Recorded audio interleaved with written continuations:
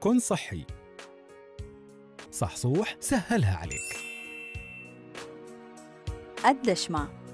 المقادير: كوبين أرز مزة هندي، كوب فول مدشوش، ملعقتين طعام شبت مفروم، حبة بصل شرائح، حبة طماطم معصورة، ربع كوب مفروم لكل من الكزبرة الخضراء والنعناع الأخضر، ملعقة طعام زيت ذرة، نصف كوب ماء، نصف ملعقة طعام زيت ذرة، لتر ماء مغلي، ملعقة شاي من الملح، نصف ملعقة شاي من الهرد، نصف ملعقة شاي من الملح، 3 ملاعق طعام ماء لرش الأرز، ملعقة شاي من حبوب الكمون. في مقلاة وعلى نار متوسطة يوضع البصل مع المقدار الأول من الزيت ويقلب إلى أن يذبل البصل.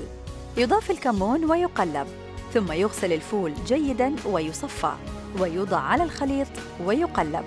يضاف عصير الطماطم ويترك ليتسبك مدة 5 دقائق، ثم يضاف نصف كوب الماء والمقدار الأول من الملح ويترك حتى ينضج 3/4 النضج.